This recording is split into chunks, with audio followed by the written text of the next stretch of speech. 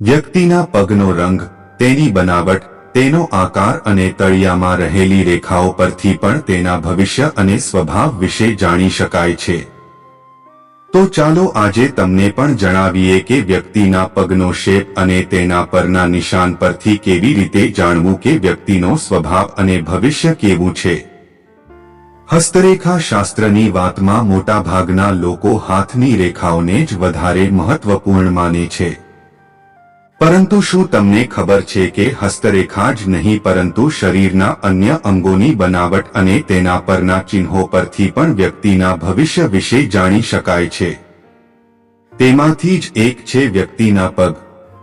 વ્યક્તિના પગનો રંગ, તેની બનાવટ, તેનો આકાર અને તળિયામાં રહેલી રેખાઓ પરથી પણ તેના ભવિષ્ય અને સ્વભાવ વિશે જાણી શકાય છે. તો ચાલો આજે તમને પણ જણાવીએ કે વ્યક્તિના પગનો શેપ અને તેના પરના નિશાન પરથી કેવી રીતે જાણવું કે વ્યક્તિનો સ્વભાવ અને ભવિષ્ય કેવું છે. હસ્તરેખા શાસ્ત્રમાં જણાવાયું છે કે એવા લોકો ભાગ્યશાળી હોય છે જેમના પગના તળિયામાં કેટલાક ખાસ પ્રકારના નિશાન હોય છે.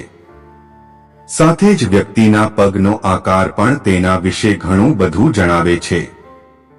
તો ચાલો તમને પણ અંગે વિગતવાર જાણકારી આપીએ. પગના આકાર પરથી જાણો વ્યક્તિના ભાગ્ય વિશે.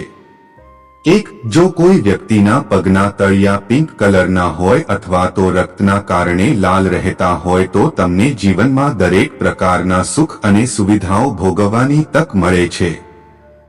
આવા વ્યક્તિ તેમના જીવનમાં ઊંચા પદ સુધી પહોંચે છે. 2. જે વ્યક્તિના પગના તળિયામાં કમળ, શંખ, ધનુષ, રથ, ચંદ્ર, સૂર્ય, ગદા, બાણ, પંખો, ધજા જેવા ચિહ્ન બનેલા હોય તે ખૂબ જ ભાગ્યશાળી હોય છે. 3. જે વ્યક્તિના પગની આંગળીઓ જમણી તરફ ઝૂકેલી રહેતી હોય અને આગળથી ગોળ તેમજ મુલાયમ હોય તો આવી વ્યક્તિ ઐશ્વર્યવાન બને છે. 4. જે સ્ત્રીના પગના તળિયા કમળ જેવા હોય અને જમીન પર સંપૂર્ણ રીતે સ્પર્શ કરતા હોય તે સ્ત્રી ધનવાન હોય છે. આવી સ્ત્રીને જીવનમાં કોઈ પણ પ્રકારની ખામી રહેતી નથી. 5. જે લોકોની પગની એડી કોમળ, સુંદર અને ગોળાકાર હોય છે તે વ્યક્તિ જીવનમાં બધા જ સુખ પ્રાપ્ત કરે છે અને તે લાંબુ જીવન જીવે છે. 6. જે લોકોનો પગનો અંગૂઠો વાંકો ચૂકો અથવા તો ચપટો હોય તે વ્યક્તિ ભાગ્યહીન હોય છે.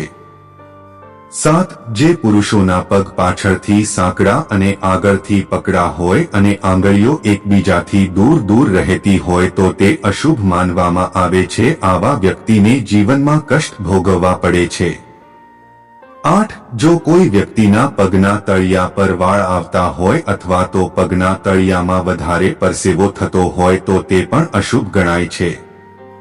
મિત્રો, તમને આ વિડિયો પસંદ આવ્યો હોય તો વિડિયોને લાઈક કરી ચેનલને સબસ્ક્રાઇબ કરવાનું ભૂલતા નહીં.